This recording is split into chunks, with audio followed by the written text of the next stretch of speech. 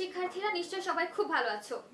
এসসিকে online ক্লাসে তোমাদের সবাইকে স্বাগত জানাচ্ছি। তোমাদের সাথে আছি আমি বুশরা রহমান। গত ক্লাসে আমি তোমাদের সাথে অ্যাপ্লিকেশন নিয়ে আলোচনা করেছিলাম না? আমরা আমাদের সিলেবাসে অ্যাপ্লিকেশন যেটা ছিল সেটা নিয়ে আলোচনা করেছি। আজকে আমরা লেটার নিয়ে আলোচনা করব, অর্থাৎ চিঠি নিয়ে আলোচনা করব। দেখো আজকে চিঠিটি হচ্ছে তোমার এক বইয়ের গ্রামার বইয়ের 165 পৃষ্ঠায়। দেখো 165 পৃষ্ঠায় 7 নংয়ে একটি লেটার রয়েছে, আর যেটার আনসারটি রয়েছে 166 পৃষ্ঠায়। ঠিক আছে, চলো দেখি 167 পৃষ্ঠায় আমাদের কি লেটারটি রয়েছে। প্রথমেই আছে দেখো, suppose you are Palash or Priya, অর্থাৎ মনে করো তুমি পলাশ অথবা প্রিয়া। তাহলে এই ক্ষেত্রে তোমাকে নির্দিষ্ট করে নাম দিয়ে দিয়েছে, তার মানে এখানে তোমার নাম হবে হচ্ছে পলাশ অথবা তোমার নাম হবে হচ্ছে প্রিয়া। ঠিক আছে, ছেলেরা পলাশ লিখবে, মেয়েরা প্রিয়া লিখবে। ঠিক আছে, তারপর দেখো, you want to invite your friend to join a picnic. তুমি চাও, তুমি তোমার বন্ধুকে কি তোমার বনভোজনে ইনভাইট করতে চাও, অর্থাৎ আমন্ত্রণ জানাতে চাও। Now write a letter to your friend inviting him or her to join the picnic. তো তোমার বন্ধুকে তোমার বনভোজনে আমন্ত্রণ জানিয়ে একটি চিঠি লিখো। দেখো এখানে হিম অথবা হার দিল কেন? কারণ হচ্ছে এখানে পলাশ তো হচ্ছে ছেলে, তাই না? পলাশ ছেলে দেখে, আর আমরা জানি ছেলেদের ক্ষেত্রে কি ইউজ হয়, ছেলেদের প্রোনাউন হিসেবে হিম ইউজ হয়। আর যেহেতু এখানে প্রিয়া রয়েছে অর্থাৎ মেয়ে রয়েছে, সেক্ষেত্রে তার প্রোনাউন হিসেবে এখানে হবে হচ্ছে হার, এজন্য এখানে হিম অথবা হার দিয়েছে। ঠিক আছে, তো আমরা সবাই চিঠি লেখার নিয়মটা সবাই খুব ভালো করে জানি, তাই না? তো আজকে আবারও আমরা তোমার সাথে আলোচনা করব। সবাই একটু মনোযোগ সহকারে দেখো আর তোমার বইয়ের 165 পৃষ্ঠা বের করো। দেখো এখানে নিচে একটি লেখা রয়েছে, your letter should have a heading, greeting, body, closing and a signature or name. অর্থ হচ্ছে তোমার পত্রের শিরোনাম, অভিবাদন, মূল বক্তব্য, বিদায় সম্ভাষণ এবং স্বাক্ষর অথবা নাম থাকতে হবে। তো দেখো আমরা যে চিঠিটা লিখবো, চিঠিটা কিন্তু এগুলো অবশ্যই থাকবে, তাই না? আর এগুলো একটি বাদ পড়লে কিন্তু চিঠিটা হবে না, চিঠি লেখার নিয়মটি হবে না। তো চলো আমরা চিঠিটা বুঝে নেই। আর এরপর দেখো এখানে লিখছি। প্রথমে দেখো দেয়া আছে ডিয়ার নয়ন, ওই পাশে তোমার বইয়ের ডান পাশে ডেট রয়েছে। তুমি আমাদের যে এখন বর্তমানে যে নিয়মটা চলছে সেই নিয়মে কিন্তু সবকিছুই এক পাশে চলছে, তাই না? তো সবকিছু যদি এক পাশে চলে তাহলে অবশ্যই আমরা কি করব, এই পাশে স্কেল যেখানে থাকবে সেখানে আমরা লিখে নিব। বুঝতে পেরেছো? তাহলে এখানে আমরা কি দিব, ডেট দিব। তো ডেট এখানে উল্লেখ করে লেখার কোনো প্রয়োজন নেই, আবার দিলেও কিন্তু ভুল হবে না। ঠিক আছে, তাহলে আজকে দেখো, আজকে হচ্ছে আমাদের 5 তারিখ না, তাহলে আমরা লিখব হচ্ছে 5 সেপ্টেম্বর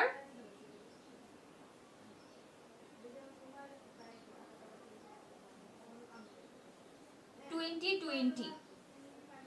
এখানে আমি 5 সেপ্টেম্বর 2020 লিখেছি, তোমরা চাইলে 0509 2020 এভাবে লিখতে পারো। ঠিক আছে, যেভাবে লিখো না কেন হবে। তারপরে দেখো এখানে সিলহেট লিখেছে, তুমি এখানে সিলহেট লিখবে, বা কিশোরগঞ্জ বা 32 কিশোরগঞ্জ, আমি এখানে 32 কিশোরগঞ্জই লিখছি। দেখো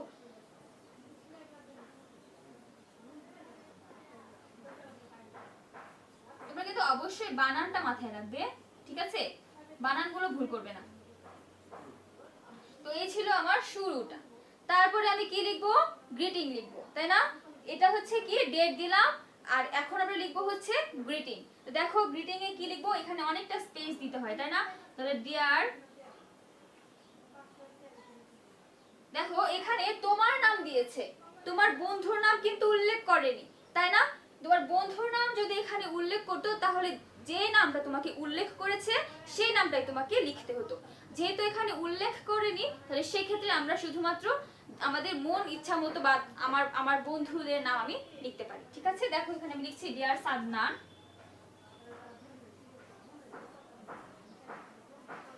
এখানে একটি কমা দিই, তাহলে কি আমার বন্ধুর নাম হচ্ছে ডিয়ার সাদনান, তাই না?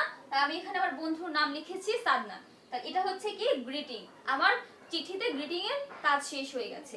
তারপরে দেখো প্রথমেই লিখেছে take my love from the core of my heart, আমার আন্তরিক ভালোবাসা নিও।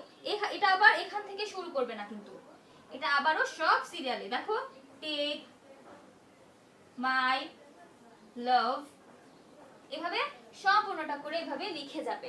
তো চলো আমরা একটু পড়ে বুঝিয়ে দিচ্ছি তোমাকে, এগুলো তোমরা মুখস্থ করবে, ঠিক আছে? দেখো, take my love from the core of my heart, আমার আন্তরিক ভালোবাসা নিও। You will be glad to know that we are going on a picnic to Cox's Bazar next week. তুমি জেনে খুশি হবে যে আমরা আগামী সপ্তাহে কক্সবাজারে বনভোজনে যাচ্ছি। We all are interested to take you with us. আমরা সবাই আমাদের সাথে তোমাকে নিতে আগ্রহী। If you are with us, যদি তুমি আমাদের সাথে থাকো, we will be very happy, আমরা খুবই খুশি হব।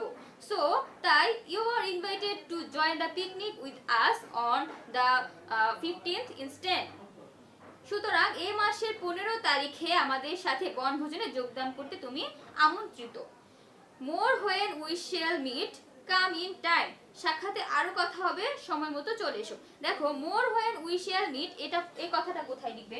দেখো, ধরো তোমার এখানে লেখাটা টেক লাস্ট পর্যন্ত এখানে লেখাটা শেষ হয়ে গেল, তুমি তো এদিকে লিখেছো, এখানে শেষ হয়ে গেল। তো তারপরে যে more when we shall meet, এটা কিন্তু তুমি এখানে লিখবে না। এই কথাটা, এই দুটো লাইন লিখবে হচ্ছে আবারও নিচের আরেকটি স্টেপে। কথা বুঝতে পেরেছো? যেরকমটা তোমার বইয়ে লিখেছে। তারপরে দেখো, ইউর লাভিং ফ্রেন্ড, এখানে আবার আমি একটু মুছে দেখাচ্ছি তোমাকে, যেহেতু এখানে জায়গা হচ্ছে না, আমি তোমাকে মুছে দেখাচ্ছি। দেখো, ধরো তোমার চিঠিটা এখানেই শেষ হয়ে গেল, তারপর তুমি কি লিখবে? ইউর লাভিং ফ্রেন্ড বা ইউর ফ্রেন্ড, যাই দাও না কেন, কোনো সমস্যা নেই। ইউর লাভিং ফ্রেন্ড, এখানে একটি কমা দিব অবশ্যই। তাহলে এখানে তুমি ছেলে হলে পলাশ লিখবে, মেয়ে হলে প্রিয়া লিখবে, ঠিক আছে? যেহেতু মেয়ে লিখছো তাহলে কি লিখবে? প্রিয়া লিখবে, আর ছেলেরা লিখলে কি লিখবে? পলাশ লিখবে। আর এখানে অন্য কোনো নামও দিয়ে দিতে পারে। আমি প্রিয়া লিখছি,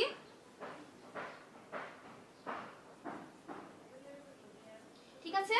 তাহলে এতটুকু পর্যন্ত আমার ক্লোজিংটা শেষ হয়ে গেল। বডি লিখলাম, গ্রিটিংস লিখলাম, ডেট লিখলাম, সবই লিখলাম। এখন বাকি কি জানো? এখন হচ্ছে স্ট্যাম্প বাকি, অর্থাৎ ডাক টিকিট লেখা বাকি। এখন আমাদের ডাক টিকিট কিভাবে লিখতে হবে দেখো, এতটুকু পর্যন্ত লেখা শেষ হয়ে গেল। এখন তুমি ডাক টিকিট লিখবে হচ্ছে, এটার নিচে লিখতে পারো কিংবা তার একটু পাশে লিখতে পারো, যে কোনো জায়গায় লিখতে পারো, তাতে কোনো সমস্যা হবে না। দেখো, আমি এখানে স্ট্যাম্পটা লিখছি, এভাবে দিবে। আর অবশ্যই এখানে স্ট্যাম্প কথাটা উল্লেখ করবে। তাহলে স্ট্যাম্পের এই পাশে থাকে হচ্ছে ফ্রম, আর এই পাশে থাকে হচ্ছে টু। তাহলে ফ্রম হচ্ছে কে? ফ্রম হচ্ছে আমি, আর টু হচ্ছে যাকে তুমি পাঠাচ্ছ, তোমার বন্ধু, সে হচ্ছে টু, তাই না? তাহলে এখানে ফ্রমে আমি কি লিখবো? ফ্রমে আমি নাম লিখবো হচ্ছে প্রিয়া। আমি যেহেতু এখানে প্রিয়া লিখেছিলাম, আর আমার ঠিকানাটা আমি তখন কি লিখেছিলাম? 32 কিশোরগঞ্জ লিখেছিলাম, তাই না? দেখো, 32 কিশোরগঞ্জ, ঠিক আছে? আর টু তে আমি কি লিখেছিলাম? সাদনান কি লিখেছিলাম, তাই না? তাহলে এখানে কি লিখবো? সাদনান। সাদনান, সাদনান কোথায় থাকে? যে কোনো একটা নাম তুমি দিতে পারো, যেমন ধরো হচ্ছে ঢাকা, মিরপুর ঢাকা দিতে পারো, যা খুশি। আর যদি উল্লেখ করা থাকে তাহলে সেক্ষেত্রে কিন্তু যেটা উল্লেখ করা থাকবে সেটাই তোমাকে দিতে হবে। তো দেখো, আজকে এই লেটারটা আমি তোমাদের সাথে আলোচনা করেছি, সবাই নিশ্চয়ই খুব ভালো করে বুঝতে পেরেছো। আর উচ্চারণগুলো, যাদের উচ্চারণে একটু সমস্যা থাকে তারাও নিশ্চয়ই উচ্চারণগুলো ভালো করে দেখে নিয়েছো। তো এটা তোমরা বাসায় মুখস্থ করবে এবং খাতায় লিখবে, হোমওয়ার্ক থাকবে এটা তোমার। তাহলে আজকে তোমাদের পড়া থাকলো হচ্ছে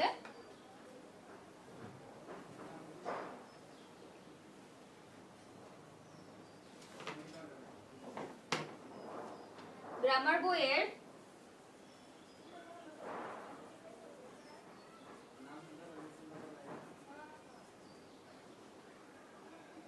165-166 পৃষ্ঠার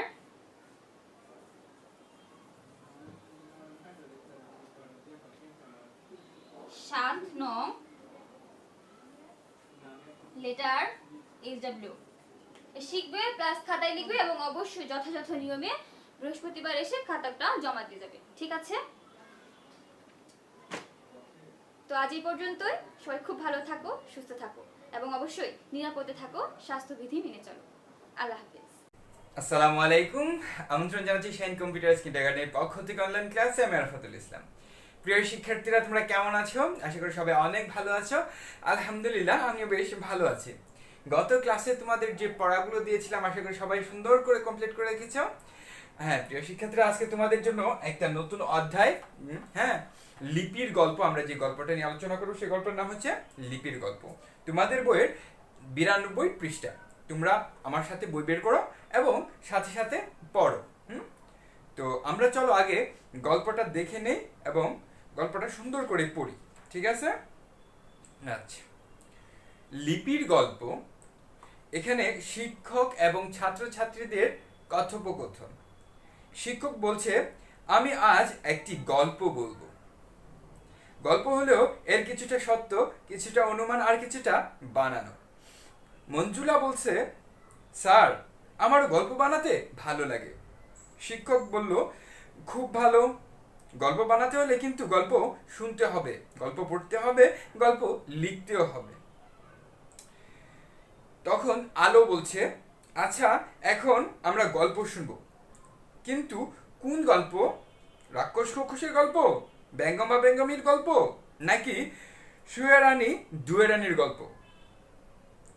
তখন শিক্ষক বলছে, তোমরা অনেক গল্প জানো, আজ একটা গল্প বলবো, লিপির গল্প। অঞ্জু বলল, লিপির গল্প? শুনিনি তো কোনোদিন। বলতেছে, লিপির গল্প? এটা আবার কেমন? আগে তো কোনোদিন শুনিনি। তারপরে শিক্ষক বলল, লিপি মানে লেখা। লিপি মানে কি? লেখা। কোনো শব্দ শুনে লেখা, জিনিস দেখে লেখা, চিন্তা করে মনের কথা লেখা। এই লেখা কেমন করে মানুষ পেল, কেমন করে আবিষ্কার করলো, কেমন করে অভ্যেস করলো, তাই বলবো। লিপির গল্প মানে লেখার ইতিহাস। হাসান বলল, মজা তো। শিক্ষক, অনেক দিন আগের কথা, 100-200 বছর নয়, 1000-2000 নয়, প্রায় 7000 বছর আগে পৃথিবীতে লোকজন লিখতে ও পড়তে পারত না বা জানতো না।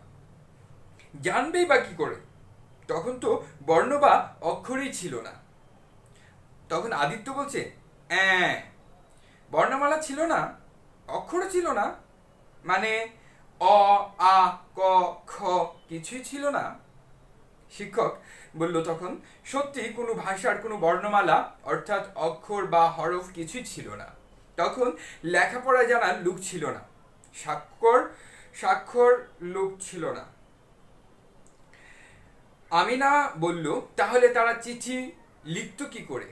শিক্ষক, তখন চিঠিপত্রও ছিল না, বইপত্র ছিল না, কালি কলম ছিল না। আমাদের বাবা মা, দাদা দাদি ছোটদের জন্য গল্প বানাতো আর পাহাড়ের গুহায় বাস করত। পাহাড়ের গুহায় বসে রাতে চাঁদের আলোতে গল্প বানিয়ে বানিয়ে শিশুদের ঘুম পাড়াতেন। বড়রা গল্প করতেন আর ছোটরা গল্প শুনতো। গল্প শুনে শুনে বড় হয়ে নিজেরা আবার ছোটদের গল্প শোনাতো। সুজিত বলছে, আচ্ছা, ভুলে গেলে কি করতো? শিক্ষক বলল, খুব সুন্দর প্রশ্ন করেছ। ভুলে গেলে তখন আর গল্প বলতে পারতো না, আবার নতুন করে নতুন গল্প বানাতে হতো। সেজন্যই ভুলে যাওয়ার বিপদ থেকে বাঁচার জন্য লিপির তৈরি চিন্তায় মাথায় আসলো। শূন্যে মিলিয়ে যাওয়া কথাকে রেখার বন্ধনে বন্দি করার ফন্দি হলো লিপি। তখন নাইট বলল, এখন যেমন কথাবার্তা, গান বাজনা, আবৃত্তি, বক্তৃতা ক্যাসেটে ধরে রাখা হয় সেরকম? শিক্ষক বলল, ঠিক বলেছ, অনেকটা তাই। এখন যন্ত্রের বাক্সে কথা বন্দি করে রাখা হয়, তখন হাতে আঁকা রেখায় কথাকে বন্দি করে রাখা হতো। কথাকে রেখার বন্ধনে বন্দি করে রাখার জন্যই তৈরি হলো লিপি। লিপিকে কেউ বলতেন লিখন পদ্ধতি, কেউ বলেন বর্ণমালা, কে বলেন হরফ, কে বলেন অক্ষর, কে বলেন অ্যালফাবেট। মানুষ একদিন লিপি দিয়ে কথাকে বন্দি করে রাখতে শিখলো আর সেই থেকে মানুষের সভ্যতার পথে নতুন যাত্রা শুরু হলো। হাসান, লিপি আবিষ্কার করলেন কে? হাসান জিজ্ঞেস করছে লিপির আবিষ্কার করলেন কে? শিক্ষক, প্রাগৈতিহাসিক কালের কে কখন কিভাবে লিপি আবিষ্কার করেছিলেন তা কেউ ঠিকভাবে বলতে পারবে না। আধুনিক কালে যারা এ ধরনের কাজ করেছেন তাদের কারো কারো নাম জানা যায়, যেমন কুরিয়ার রাজা সে জং এবং ইউরোপের এক ধর্মযাজক সন্ত সিরিল। টমাস, বাংলা লিপি কিভাবে এলো? শিক্ষক, বাংলা লিপি কে প্রচলন করেছে তা জানা যায় না। প্রাচীন ব্রাহ্মী লিপি থেকে আশুক লিপি থেকে কুটিল লিপি থেকে বঙ্গলিপি, তবে লিপির নানা ধাপ পেরিয়ে বঙ্গলিপি থেকে বাংলা লিপি এসেছে বলে পণ্ডিতরা ধারণা। শিউলি, স্যার পৃথিবীতে কত লিপি ছিল? শিক্ষক, কত লিপি ছিল তা সঠিক কেউ জানে না, তবে অনেক লিপি কালে কালে বিলুপ্ত হয়ে গেছে। অনেক লিপির নমুনা পাওয়া গেছে, যেমন মহেঞ্জোদারোর লিপি, মিশরীয় লিপি, তবে এগুলো পাঠ উদ্ধারের জন্য এখনো ভাষাবিজ্ঞানী ও প্রত্নতাত্ত্বিকরা আরো গবেষণা করছেন। তোমরা বড় হয়ে প্রাচীন লিপি সম্পর্কে আরো জানতে পারবে। তো প্রিয় শিক্ষার্থীরা, তোমরা এটা আশা করি পড়তেছো আমার সাথে এবং পড়ছো।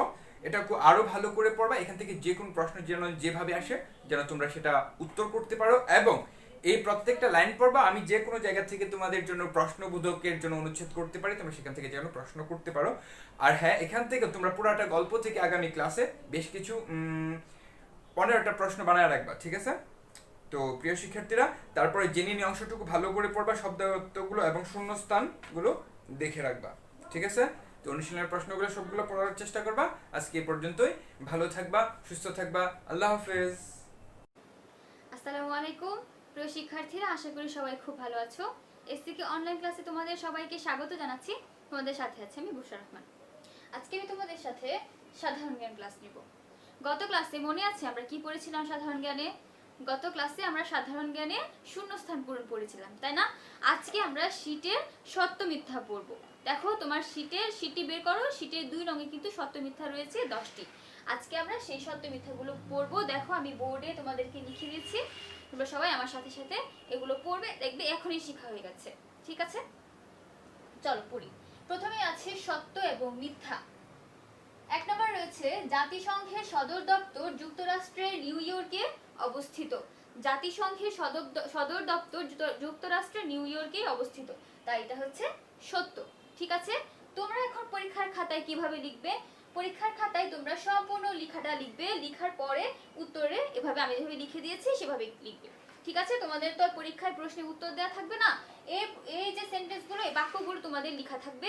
তোমরা এগুলো সম্পূর্ণটা উঠাবে, উঠিয়ে তারপর সত্য মিথ্যা এভাবে উত্তরগুলো করবে, ঠিক আছে? কেউ শুধুমাত্র সত্য মিথ্যা শুধুমাত্র এভাবে লিখবে না, সবাই কিন্তু পুরো বাক্যটি খাতায় উঠিয়ে তারপরে লিখবে, মনে থাকবে?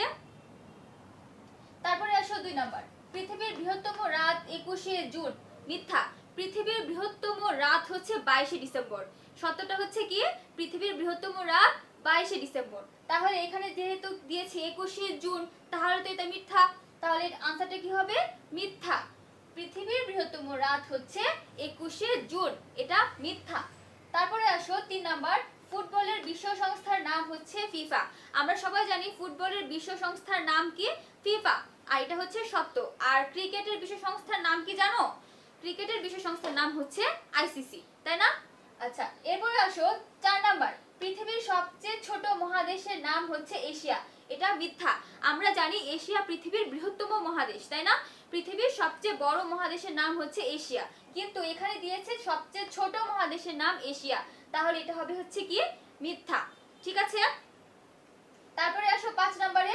বাংলাদেশের ক্ষুদ্রতম বিভাগ ময়মনসিংহ বিভাগ। বাংলাদেশের ক্ষুদ্রতম বিভাগ হচ্ছে কি? ময়মনসিংহ বিভাগ, এটা সত্য। তারপর আসো 6 নম্বরে। ভাষা আন্দোলন 1971 সালে হয়েছিল। ভাষা আন্দোলন 1971 সালে হয়েছিল, এটা কিন্তু মিথ্যা।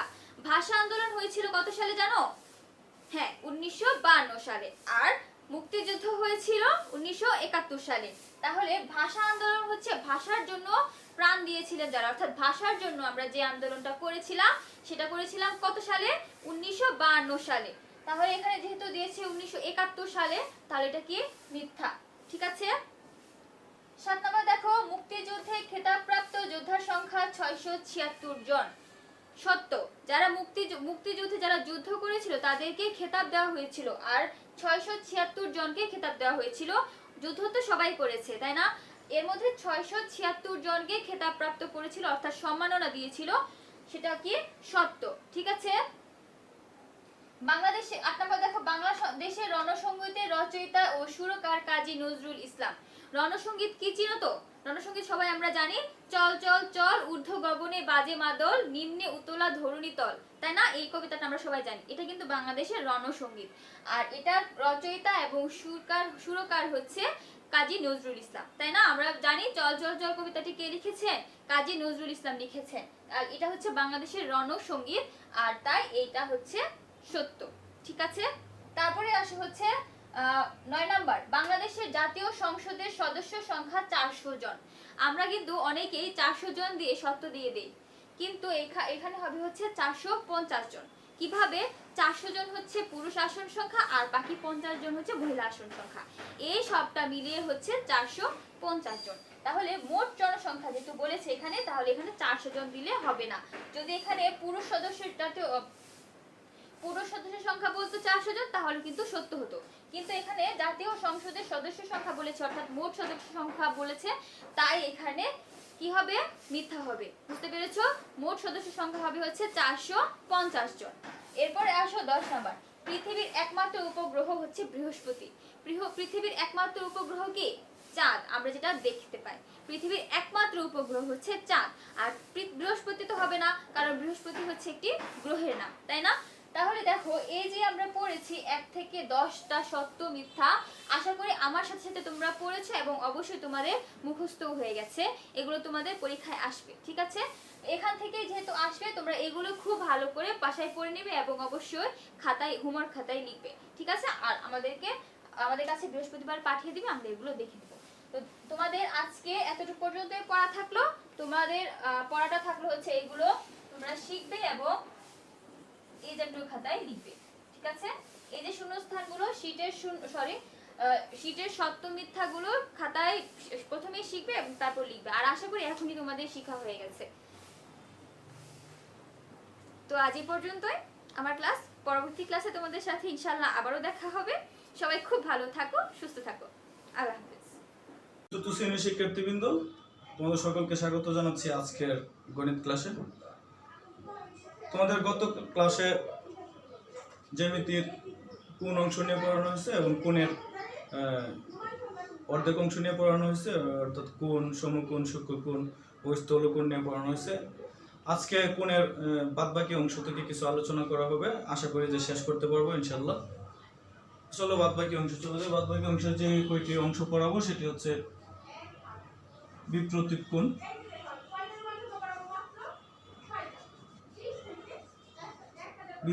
কোণ, তারপর সন্নিহিত কোণ,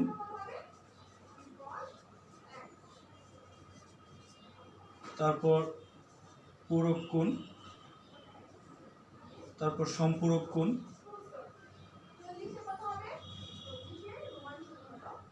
বিপ্রতীপ কোণ, সন্নিহিত কোণ, পূরক কোণ, সম্পূরক কোণ, প্রবৃদ্ধ কোণ,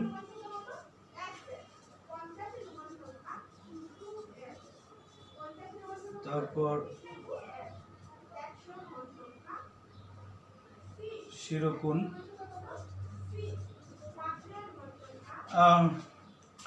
আর বেশি পড়াতে চাই না, শিরোকোণ তোমাদের দরকার নাই, প্রবৃদ্ধ কোণটা তোমাদের দরকার আছে। অর্থাৎ বিপ্রতীপ কোণ পড়াবো, সন্নিহিত কোণ পড়াবো, পূরক কোণ পড়াবো, সম্পূরক কোণ ও প্রবৃদ্ধ কোণ। তো সবার আগে আমরা বিপ্রতীপ কোণটাই পড়ে নেব। বিপ্রতীপ কোণটা হচ্ছে একটি সরলরেখার উপর আরেকটি সরলরেখা যদি ছেদ করে, অর্থাৎ একটি সরলরেখা যদি আরেকটি সরলরেখা ছেদ করে, অর্থাৎ অতিক্রম করে যায়, যেমন এই সরলরেখাটির নাম হচ্ছে এবি আর এই সরলরেখাটির নাম হচ্ছে সিডি। এবি সরলরেখাকে সিডি সরলরেখা ছেদ করেছে, অথবা বলতে পারো সিডি সরলরেখাকে এবি সরলরেখা ছেদ করেছে। আসলে এটি উভয় সরলরেখাকে ছেদ করেছে, একে অপরকে ছেদ করেছে। এবং যেই বিন্দুতে ছেদ করেছে এই বিন্দুটির নাম আমরা দিলাম ও, এই বিন্দুটির নাম ও। তো এই বিন্দুতে চারটি কোণ উৎপন্ন হয়েছে, এটি এটি এটি এটি। তো চারটি কোণের মধ্যে এই কোণটা হচ্ছে বিপরীত, আবার এটা হচ্ছে বিপরীত, আর এই কোণটা হচ্ছে, আমি একটু নাম লিখে দিই, 1 2 3 4। তো এখানে 4 আর 2 হচ্ছে বিপরীত কোণ, 1 আর 3 হচ্ছে বিপরীত কোণ, কিন্তু 1 আর 2 হচ্ছে সন্নিহিত কোণ, মানে কাছাকাছি কোণ।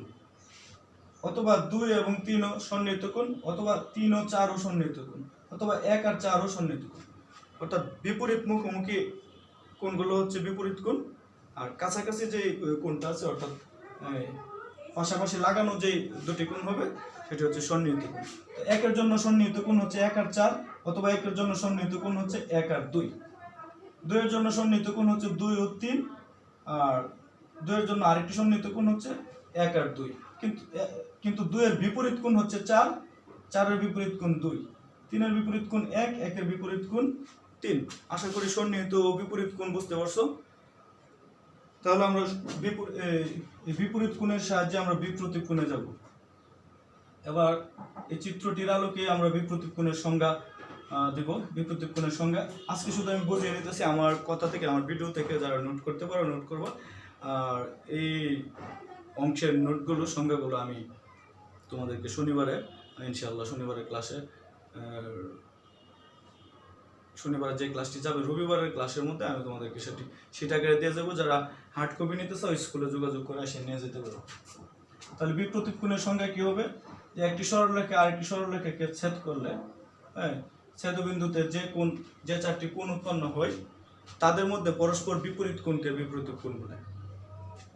অথবা দুটি সরলরেখা পরস্পর এক বিন্দুতে ছেদ করলে, দুটি সরলরেখা বলতে A B O C D সরলরেখা বুঝেছি, দুটি সরলরেখা পরস্পর এক বিন্দুতে ছেদ করলে, পরস্পর মানে একে অপরকে, দুটি সরলরেখা পরস্পর বা একে অপরকে ছেদ করলে, যদি একই বিন্দুতে ছেদ করে, তাহলে এই বিন্দুতে যে চারটি কোণ উৎপন্ন হবে, এখানে দেখো তোমরা চারটি কোণ উৎপন্ন হয়েছে, যে চারটি কোণ উৎপন্ন হবে তাদের মধ্যে বিপরীত কোণ দ্বয়কে বিপ্রতীক কোণ বলে। অর্থাৎ এখানে যে চারটি কোণ আছে পরস্পর বিপরীত কোণটাই বিপ্রতীক কোণ। অর্থাৎ 2 আর 4 হচ্ছে বিপ্রতীক কোণ, আবার 1 আর 3 হচ্ছে পরস্পর বিপ্রতীক কোণ। তাহলে আশা করি বিপ্রতীক কোণটা বুঝতে পারছো। এবার আসো সন্নিহিত কোণ।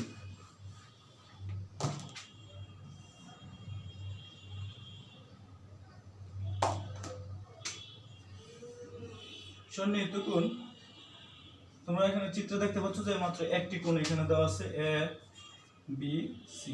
এ বি সি একটি কোণ, হ্যাঁ, আর এর কৌণিক বিন্দু অর্থাৎ এই বি বিন্দুতে কোণটা উৎপন্ন হয়েছে। তো যেখানে কোণটি উৎপন্ন হয়েছে সেখান থেকে আরেকটি রেখা নিলাম। রেখা নেওয়াতে এই রেখাটির নাম হচ্ছে বিডি। এই বিডি রেখাটি আগে যে কোণটা ছিল এই কোণটিকে এখন দুটি কোণে বিভক্ত করে ফেলছে। আগে যে এ বি সি একটি কোণ ছিল সেটিকে এখন দুটি কোণে বিভক্ত করে ফেলছে। এর একটির নাম হচ্ছে সিবিডি আর একটির নাম হচ্ছে এবিডি। তাহলে এই দুটি কোণ হচ্ছে পরস্পর সন্নিহিত কোণ, অর্থাৎ কাছাকাছি কোণ। এই কোণটি আর এই কোণটি, এটার জন্য এটা সন্নিহিত কোণ, এটার জন্য এটি সন্নিহিত কোণ। যেমন আমি আর আরেকজন লোক যদি একই বেঞ্চে বসে থাকি, তাহলে আমার সন্নিহিত সে বসেছে, তার সন্নিহিত আমি বসেছি, এরকম।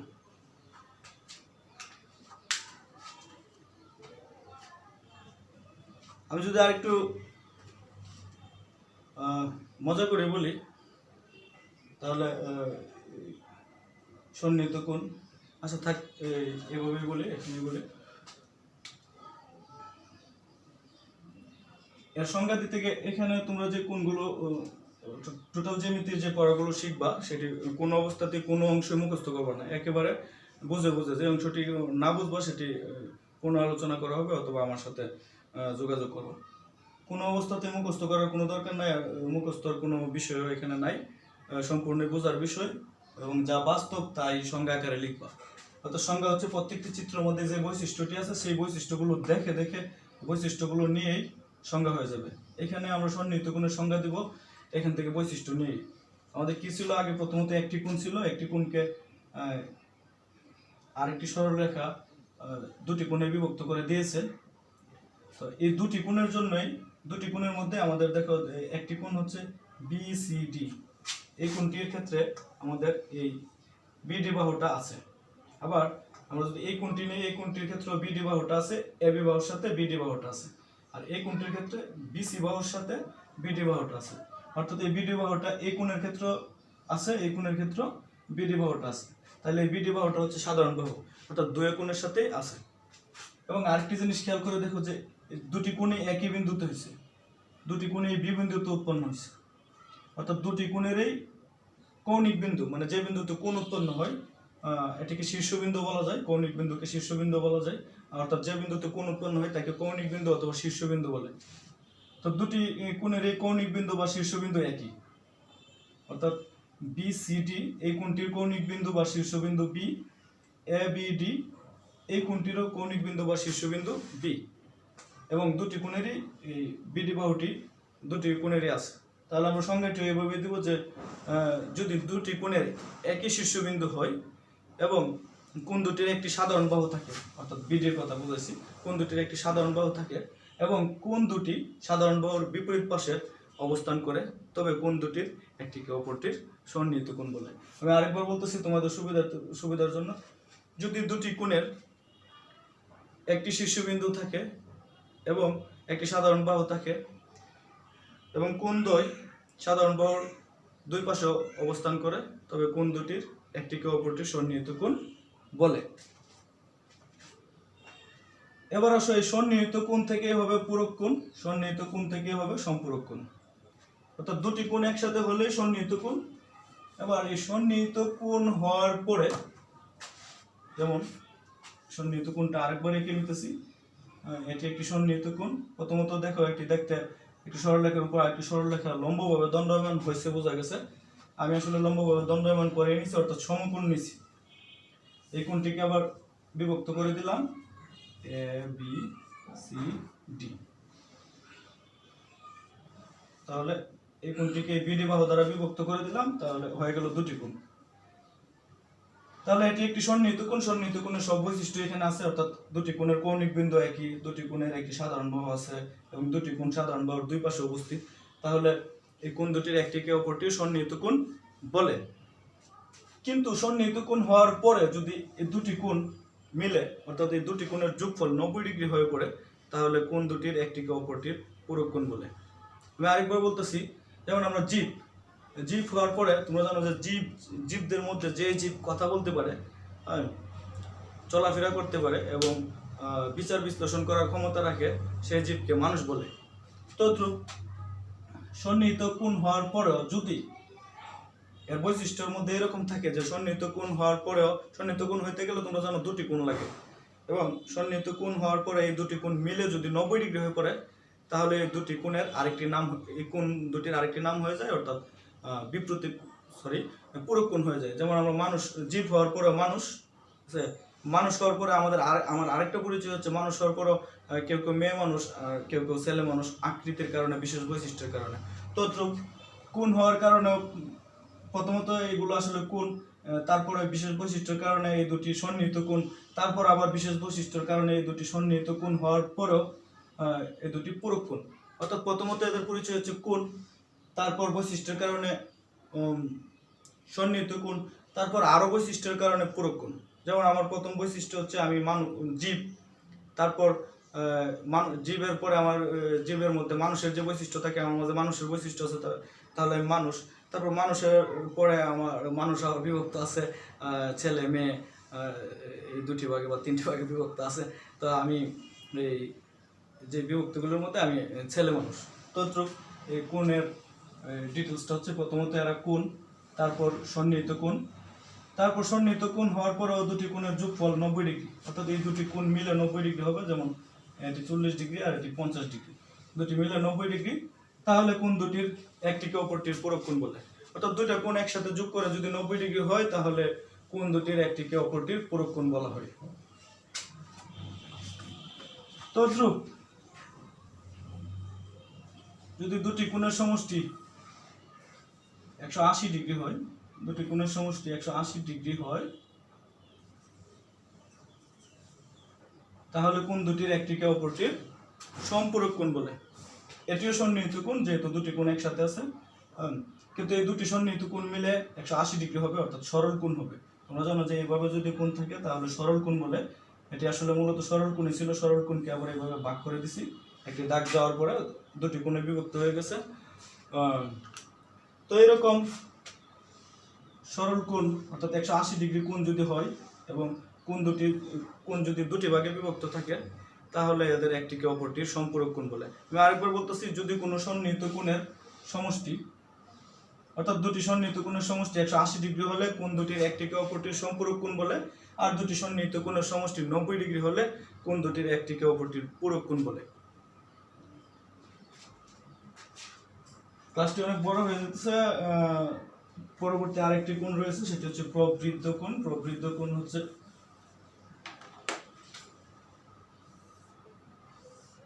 এরকম, অর্থাৎ এভাবে যদি এটা আসতো তাহলে হয়তো এখানে যদি আসতো তাহলে হয়তো 180 ডিগ্রি কোণ। তো 180 ডিগ্রি থেকে এটা বড়। সম্পূর্ণটা যদি ঘুরে আসতো তাহলে হয়তো 360 ডিগ্রি, অর্থাৎ কোণের আকৃতি 360 ডিগ্রি, 360 ডিগ্রির উপরে হওয়া সম্ভব নয়। অর্থাৎ টোটালি যদি গোল হয়ে যায় এই বিন্দুতে, হ্যাঁ, তখন টোটালটা গোল হয়ে গেলে হচ্ছে 360 ডিগ্রি। এর অর্ধেক হচ্ছে 180 ডিগ্রি, অর্থাৎ এতটুকু হচ্ছে অর্ধেক 80 ডিগ্রি। তারও যদি অর্ধেক নেই তাহলে 90 ডিগ্রি। হ্যাঁ, তাহলে এই 360 ডিগ্রি যদি 4 ভাগে বিভক্ত করি তাহলে 4টা 90 ডিগ্রি কোণ পাওয়া যাবে, অর্থাৎ 4 সমকোণ পাওয়া যাবে। আমরা সাধারণত বৃত্তের কেন্দ্রের মধ্যে 4 সমকোণ পাই। একটি বৃত্ত একে যদি একই কেন্দ্র বরাবর সোজা দুটি রেখা দিয়ে বিভক্ত করে দাও তাহলে 4টি কোণ পাবে এবং 4টি কোণের সমকোণ হয়ে যাবে, অর্থাৎ বৃত্তের কেন্দ্রে 4 সমকোণ হয় বা 360 ডিগ্রি হয়। তাহলে আসো প্রবৃদ্ধ কোণ। প্রবৃদ্ধ কোণ হচ্ছে দুই সমকোণ থেকে বড় বা দুই সমকোণ অপেক্ষা বড়। অপেক্ষা কথাটির আরেকটি সমার্থক শব্দ হচ্ছে থেকে। তোমরা যারা অপেক্ষা বলতে একটু কঠিন মনে হয় থেকে বলবা। তো দুই সমকোণ থেকে বড় কিন্তু 4 সমকোণ থেকে ছোট, এরূপ কোণই প্রবৃদ্ধ কোণ। সংজ্ঞাটি আরেকটু সিম্পলি বলতেছি, দুই সমকোণ থেকে বড় এবং 4 সমকোণ থেকে ছোট কোণকে প্রবৃদ্ধ কোণ বলে। চিত্রে এ বি সি একটি প্রবৃদ্ধ কোণ এভাবে দিয়ে দেবো। তো এর সবগুলোই আমি হ্যান্ড নোট হিসেবে দিয়ে দেবো ইনশাল্লাহ। এর বিস্তারিত আরও এর সাথে আরও অনেকগুলো প্রশ্ন অ্যাড করে উত্তর সহ আমি দিয়ে দেবো। তোমরা হার্ড কপি এটি স্কুল থেকে সংগ্রহ করে নিতে পারো অথবা সফট কপি ভিডিওর মাধ্যমে পেতে পারো। তো আবারও বলতেছি, সবাই ভালো থাকো, সুস্থ থাকো, ঘরে থাকো, নিরাপদে থাকো। আল্লাহ। আসসালামু আলাইকুম প্রিয় শিক্ষার্থীরা, আশা করি সবাই খুব ভালো আছো। এসসিকে অনলাইন ক্লাসে তোমাদের সবাইকে স্বাগত জানাচ্ছি। তোমাদের সাথে আছি আমি বুশরা রহমান। আজকে আমি তোমাদের সাথে ইসলাম ধর্ম যারা রয়েছে তাদের সাথে ইসলাম ও নৈতিক শিক্ষা ক্লাস নিব। ঠিক আছে, সবাই তোমাদের বইটি বের করো। দেখো, ইসলাম ও নৈতিক শিক্ষা 4র্থ শ্রেণী, এই বইটি সবাই বের করো। গত ক্লাসে আমরা কি পড়েছিলাম তোমাদের নিশ্চয়ই মনে আছে। গত ক্লাসে আমরা 45 পৃষ্ঠা পর্যন্ত রোগীর সেবা করার আগ পর্যন্ত আমরা পড়েছিলাম, তাই না? অর্থাৎ প্রতিবেশীর সাথে ভালো ব্যবহার করা পর্যন্ত আমরা পড়েছিলাম। আজকে আমরা রোগীর সেবা করা থেকে পড়ব। সবাই ক্লাসটি খুব মনোযোগ সহকারে করবে আমি আশা রাখি। তো সবাই আমি যে যে কথাগুলো বলবো, যে যে লাইনগুলো বলবো আন্ডারলাইন করতে তোমরা এগুলো কিন্তু অবশ্যই আন্ডারলাইন করবে। ঠিক আছে, চলো তাহলে আমরা পড়া শুরু করি। প্রথমেই আমাদের রয়েছে রোগীর সেবা করা। রোগীর সেবা করা, চলো পড়ি। আমাদের বাড়িতে আব্বা আম্মা, দাদা দাদি, ভাই বোন আছেন। বাড়ির আশেপাশে প্রতিবেশীরা আছেন। বিদ্যালয়ের সহপাঠীরা আছে। আত্মীয় স্বজন ও খেলার সাথী আছে। আমাদের মধ্যে কারো জ্বর হয়, নানা রকমের রোগ হয়, অসুখ হয়। আমরা বিভিন্ন সময় অসুস্থ হয়ে যাই, শরীর দুর্বল হয়ে যায়, অসহায় বোধ করি। জ্বর হলে ভীষণ খারাপ লাগে, কোনো কিছু খেতে ভালো লাগে না। তখন চিকিৎসার দরকার, ডাক্তার ডাকা দরকার, সেবা যত্নের প্রয়োজন। জ্বর হলে মাথায় পানি দেওয়া প্রয়োজন। জ্বরের মাত্রা বেশি হলে সমস্ত শরীর ভেজা কাপড় দিয়ে মুছে দিতে হবে। ডাক্তারের পরামর্শে ওষুধ খেতে হবে, রোগীর সেবা করতে হবে। ইনশাআল্লাহ রোগ ভালো হয়ে যাবে, রোগ থেকে মুক্তি পাবে। অসুখ বিসুখ ও রোগ শোক আল্লাহর পক্ষ থেকে মুমিনের জন্য একটি পরীক্ষা। রোগীর সেবা করতে হবে, চিকিৎসা ব্যবস্থা করতে হবে। মহানবী সাল্লাল্লাহু আলাইহি সাল্লাম রোগীর সেবা করতেন। মহানবী সাল্লাল্লাহু আলাইহি সাল্লাম বলেছেন, তোমরা রোগীর সেবা করো। দেখো, এখানে আমরা জ্বর সম্পর্কে জেনেছি এতটুকু অনুচ্ছেদের মধ্যে, তাই না? এখন জ্বর হলে আমাদেরকে কি করতে হবে, এটা কিন্তু আমাদের কাঠামোবদ্ধ প্রশ্নে থাকে। তাহলে এটা আমাদেরকে খুব ভালো করে পড়তে হবে, তাই না? তারপরে আসো ফুয়াদ খুব ভালো ছেলে। একবার তার আম্মার ভীষণ জ্বর হলো, বাসায় আর কেউ নেই, সে তার আম্মার চিকিৎসার জন্য ঢাকায় ডাক্তার ডেকে নিয়ে আসলো। ডাক্তার সাহেব তার আম্মাকে পরীক্ষা করে বলল, ফুয়াদ তোমার আম্মার মাথায় পানি দাও আর এই ওষুধ সময় মতো খাওয়াবে, ইনশাল্লাহ ভালো হয়ে যাবে। ফুয়াদ সময় মতো তার আম্মাকে ওষুধ খাওয়ালো, মাথায় পানি দিল, আল্লাহর কাছে তার আম্মার আরোগ্য লাভের জন্য দোয়া করলো। আল্লাহর রহমতে তার আম্মা সুস্থ হয়ে উঠলেন। ফুয়াদ আল্লাহর শুকরিয়া আদায় করলো। আমরা রোগীর সেবা যত্ন করব, তার খোঁজ খবর নেব, আল্লাহর কাছে আরোগ্যের জন্য দোয়া করব। দেখো তারপরে আছে হচ্ছে সত্য কথা বলা। সত্য কথা বলা একটি মহৎ গুণ। সত্য কথা বলা কি মহৎ গুণ। যে সত্য কথা বলে তাকে সত্যবাদী বলে। এটা আন্ডারলাইন করো। সত্যবাদী কাকে বলে? যে সত্য কথা বলে তাকে সত্যবাদী বলে। সত্যবাদীকে আরবিতে সাদিক বলা হয়। সত্যবাদীকে আরবিতে কি বলা হয়? সাদিক বলা হয়। এই লাইনটা সবাই আন্ডারলাইন করবে। যে সত্য কথা বলে তাকে সকলে ভালোবাসে, সকলে বিশ্বাস করে। আল্লাহ তাকে ভালোবাসেন, সে আল্লাহর কাছে প্রিয়। পৃথিবীতে যে সকলের কাছে প্রিয় ও সম্মানিত, পৃথিবীতে সে সকলের কাছে কি প্রিয় ও সম্মানিত, পরকালে সে জান্নাত লাভ করবে। তারপর দেখো মিথ্যা সকল পাপের মূল। এটা আন্ডারলাইন করো। মিথ্যা সকল পাপের মূল। যে মিথ্যা কথা বলে তাকে মিথ্যাবাদী বলে। মিথ্যাবাদী কাকে বলে? যে মিথ্যা কথা বলে তাকে মিথ্যাবাদী বলে। আরবিতে তাকে বলা হয় কাযিব। আরবিতে মিথ্যাবাদীকে কি বলা হয়? কাযিব বলা হয়। আর সত্যবাদীকে কি বলা হয়? সাদিক বলা হয়। মিথ্যাবাদীকে কেউ ভালোবাসে না, বিশ্বাস করে না, সকলে তাকে ঘৃণা করে, অপছন্দ করে, তার বিপদে কেউ সাহায্য করে না। আল্লাহ তাকে ঘৃণা করেন, ভালোবাসেন না, পরকালে তার জন্য রয়েছে কি জাহান্নাম। আমাদের মহানবী সাল্লাল্লাহু আলাইহি ওয়াসাল্লাম ছোটবেলা থেকে আজীবন সকলের কাছে সত্যবাদী বলে পরিচিত ছিলেন। তিনি সবসময় সত্য কথা বলেছেন, অন্যদেরকে সত্য কথা বলতে নির্দেশ দিয়েছেন, উৎসাহ দিয়েছেন। তিনি কখনো মিথ্যা কথা বলেননি। তাই সকলে তাকে সম্মান করতেন, শ্রদ্ধা করতেন। মহানবী সাল্লাল্লাহু আলাইহি ওয়াসাল্লাম বলেছেন, সত্য মানুষকে মুক্তি দেয় আর মিথ্যা ধ্বংস করে। সত্য মানুষকে কি করে? মুক্তি দেয় আর হচ্ছে মিথ্যা ধ্বংস করে। এই কথাটি কে বলেছেন? মহানবী সাল্লাল্লাহু আলাইহি ওয়াসাল্লাম বলেছেন। এই লাইনটা সবাই আন্ডারলাইন করবে, এখান থেকে তোমাদের ছোট প্রশ্ন হতে পারে। মহানবী সাল্লাল্লাহু আলাইহি ওয়াসাল্লাম আরো বলেন, তোমরা সবসময় সত্য বলবে, কেননা সত্য পুণ্যের পথে নিয়ে যায়। সত্য কোথায় নিয়ে যায়? পুণ্যের পথে। এই পুণ্য মানে হচ্ছে ভালো কাজ। পুণ্য মানে ভালো কাজ, আর পুণ্য জান্নাতে নিয়ে যায়। দেখো একটি ঘটনা। একদিন মহানবী সাল্লাল্লাহু আলাইহি ওয়াসাল্লাম এর কাছে একজন লোক এসে বলল, হে আল্লাহর নবী সাল্লাল্লাহু আলাইহি ওয়াসাল্লাম, আমি চুরি করি, মিথ্যা কথা বলি, আরো অনেক অন্যায় করি। এখন আমি এগুলো ছেড়ে দিতে চাই, বলুন আমি প্রথমে কোনটি ছেড়ে দিব? মহানবী সাল্লাল্লাহু আলাইহি ওয়াসাল্লাম বললেন, মিথ্যা কথা বলা ছেড়ে দাও। লোকটি মিথ্যা কথা বলা ছেড়ে দিল, আর মিথ্যা কথা বলা ছেড়ে দেওয়ার কারণে সব অন্যায় থেকে সে বেঁচে গেল। আমরাও সবসময় সত্য কথা বলবো, সকলের সম্মান ও আদর পাবো, মিথ্যা কথা বলবো না, জাহান্নাম থেকে রক্ষা পাবো। এরপরে আসে হচ্ছে ওয়াদা পালন করা। ওয়াদা পালন করা অর্থ হচ্ছে কথা দিয়ে কথা রাখা। ওয়াদা পালন করার অর্থ কি? কথা দিয়ে কথা রাখা। গত ক্লাসে আমি কিন্তু তোমাদেরকে বলেছিলাম একটি ওয়ার্ড আমরা পেয়েছিলাম, ওয়াদা পালন করা, তাই না? তো ওয়াদা পালন করা অর্থ হচ্ছে কথা দিয়ে কথা রাখা। এই লাইনটা সবাই আন্ডারলাইন করবে। কথা মতো কাজ করা, চুক্তি রক্ষা করা, কারোর সাথে কোনো কথা দিলে তা রক্ষা করার নাম ওয়াদা পালন করা। এই লাইনটা সবাই আন্ডারলাইন করবে।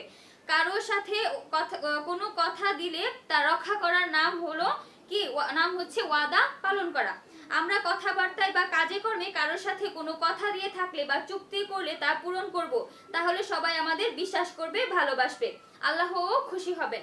আল্লাহ বলেন, হে মুমিনগণ, তোমরা ওয়াদা পূরণ করো। যে ওয়াদা পালন করে সে সকলের কাছে প্রিয় হয়, সম্মানিত হয়, সকলে তাকে বিশ্বাস করে, ভালোবাসে, বিপদে পড়লে সাহায্য করে, আল্লাহ তার প্রতি খুশি থাকেন, আখিরাতে সে সুখ পায়, শান্তি পায়, জান্নাত লাভ করে। ওয়াদা পালন না করা খুবই অন্যায়, মারাত্মক অপরাধ। যে ওয়াদা পালন করে না তাকে কেউ ভালোবাসে না, বিশ্বাস করে না, বিপদে সাহায্য করে না, সম্মান করে না, আল্লাহ তাকে ভালোবাসেন না, আখিরাতে সে কষ্ট পাবে, সে জাহান্নামে শাস্তি ভোগ করবে। আমাদের মহানবী সাল্লাল্লাহু আলাইহি ওয়াসাল্লাম কাউকে কোনো কথা দিলে তা রক্ষা করতেন, ওয়াদা করলে তা পালন করতেন। মহানবী সাল্লাল্লাহু আলাইহি ওয়াসাল্লাম এবং কুরাইশদের মধ্যে হুদায়বিয়ার সন্ধি হয়েছিল। হুদায়বিয়ার সন্ধি মানে একটি চুক্তি করা হয়েছিল, ঠিক আছে? এই চুক্তিটাকে বলা হয় হুদায়বিয়ার সন্ধি। তাহলে কুরাইশদের সাথে মহানবী সাল্লাল্লাহু আলাইহি ওয়াসাল্লাম কিসের চুক্তি করেছিলেন? হুদায়বিয়ার সন্ধি করেছিলেন। সন্ধিটার নাম কি? হুদায়বিয়ার সন্ধি। এই লাইনটা সবাই আন্ডারলাইন করো। কুরাইশগণ যখন এই সন্ধি অমান্য করলো তখন মহানবী সাল্লাল্লাহু আলাইহি ওয়াসাল্লাম এই সন্ধি বাতিল করে দেন। ওয়াদা পালন না করলে ধর্ম থাকে না। মহানবী সাল্লাল্লাহু আলাইহি ওয়াসাল্লাম বলেন যে ওয়াদা পালন করে না তার ধর্ম নেই। আমরা কথা দিয়ে কথা রাখবো, ওয়াদা পালন করব, কথা মতো কাজ করব, মানুষের ভালোবাসা লাভ করব, কখনো ওয়াদা ভঙ্গ করব না, অবিশ্বাসী হব না, আল্লাহর প্রিয় হব, জান্নাত লাভ করব। এরপরে আসে হচ্ছে লোভ না করা। যত পায় আরো চায়, বেশি বেশি চায়, এর নামই লোভ। লোভ করা পাপ। লোভ আমাদের অনেক ক্ষতি করে, অনেক অশান্তির সৃষ্টি করে, দুঃখ কষ্ট বাড়ায়। লোভের কারণে মানুষ নানা অন্যায়ে লিপ্ত হয়, পাপ করে, সে সুখী হয় না, শান্তি পায় না। যে লোভ করে তাকে লোভী বলে। লাইনটা আন্ডারলাইন করো। যে লোভ করে তাকে কি বলে? লোভী বলে। লোভী মানুষকে কেউ ভালোবাসে না, সম্মান দেয় না, সকলে তাকে ঘৃণা করে, কেউ তার সাথে বন্ধুত্ব করে না, মেলামেশা করে না, তার বিপদে কেউ সাহায্য করে না, সে পাপী। আর এই পাপ থেকে মৃত্যুর দিকে টেনে নেয়, ধ্বংসের দিকে নিয়ে যায়। কথায় বলে লোভে পাপ, পাপে মৃত্যু। এটা আন্ডারলাইন করো। লোভে পাপ, পাপে মৃত্যু। একটি কাহিনী দেখো। হযরত দাউদ আলাইহিস সালামের উপর জাবুর কিতাব নাজিল হয়েছিল, এটা আমরা সবাই জানি, তাই না? তিনি মধুর কণ্ঠে কিতাব পাঠ করতেন। তা শোনার জন্য শনিবারে সমুদ্রের মাছ পর্যন্ত তীরে আসতো। শনিবার তাদের মাছ ধরা নিষেধ ছিল। শনিবার কি মাছ ধরা নিষেধ ছিল? কাদের আমলে? হযরত দাউদ আলাইহিস সালামের আমলে। কিন্তু কিছু লোভী লোক সেই নিষেধ অমান্য করলো। তারা ওই দিন ফাঁদ পেতে মাছ আটকে রাখলো এবং পরে ধরলো, অন্যায় করলো। তাদের উপর আল্লাহর আযাব এলো। এই লোভের কারণে তারা ধ্বংস হয়ে গেল।